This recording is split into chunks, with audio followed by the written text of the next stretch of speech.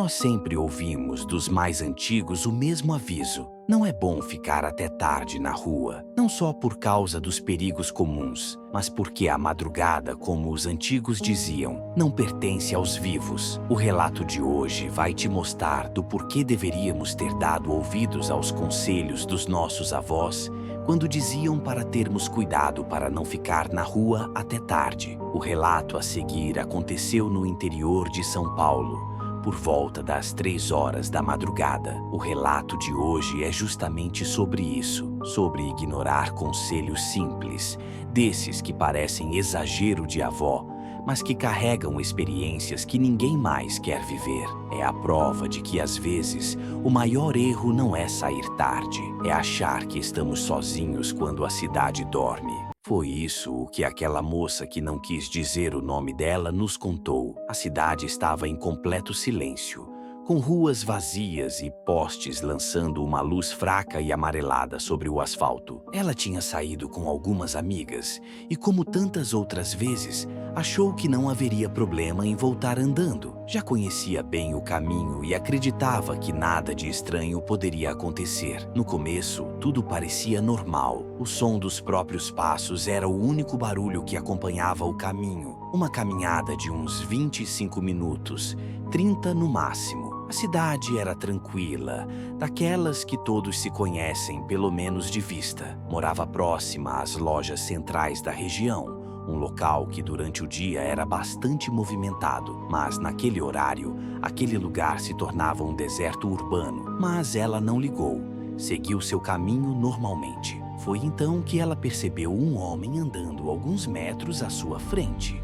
Usava um terno simples, escuro e um chapéu que escondia parte do rosto. A aparência era comum demais para causar medo de imediato. Parecia apenas mais alguém voltando para casa naquele horário. Até onde ela conseguia perceber, o homem poderia estar voltando para casa do trabalho. O incômodo surgiu quando ela notou que os passos dele seguiam exatamente o mesmo ritmo que os seus, sempre à frente, mantendo a mesma distância. Quando ela diminuiu o passo, ele diminuiu também. Quando acelerou, ele fez o mesmo. Em uma esquina, ela atravessou a rua sem motivo algum, só para testar. O homem atravessou junto. O coração começou a bater mais forte. Ela tentou se convencer de que era coincidência, mas a sensação de estar sendo acompanhada só aumentava. Em determinado momento parou, fingindo mexer no sapato. O homem parou também, não se virou, não falou nada. Apenas ficou ali, imóvel, como se esperasse que ela continuasse. Quando voltou a andar, ele voltou junto. A casa dela já estava próxima. O portão parecia distante demais.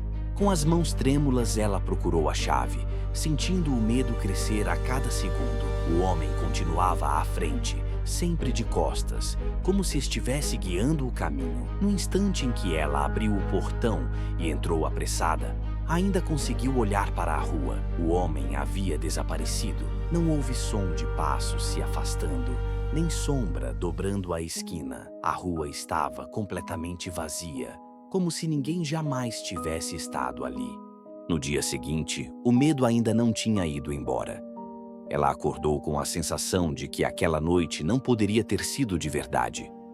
Tentou seguir a rotina, se arrumou para o trabalho e saiu de casa mais cedo, evitando pensar no que tinha acontecido. Repetia para si mesma que tudo não passava de um susto, talvez cansaço, talvez imaginação alimentada pelo silêncio da madrugada. No caminho, parou em uma banca de jornal, como fazia quase todos os dias.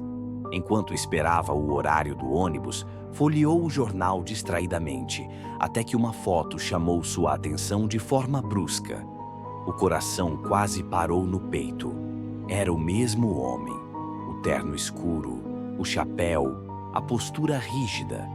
O rosto que ela não tinha conseguido ver direito na noite anterior, agora estava ali, estampado na página. A matéria dizia que aquele homem havia sido encontrado morto em um beco próximo ao comércio. Segundo o jornal, ele já estava morto havia uma semana. A notícia dizia que durante uma tentativa de assalto ele reagiu. Foi perseguido por várias ruas e morto de forma violenta, a poucos minutos de casa.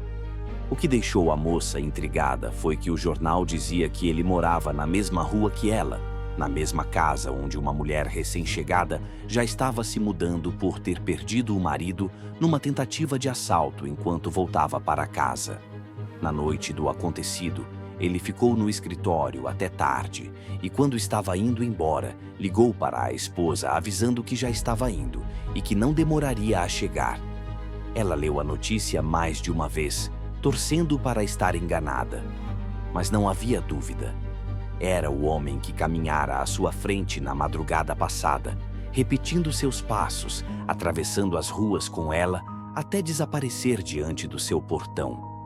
Naquele instante, ela entendeu que o conselho dos seus avós não eram tão exagerados como ela imaginava, e que as ruas, por mais silenciosas que possam ser na madrugada, elas escondem alguns segredos.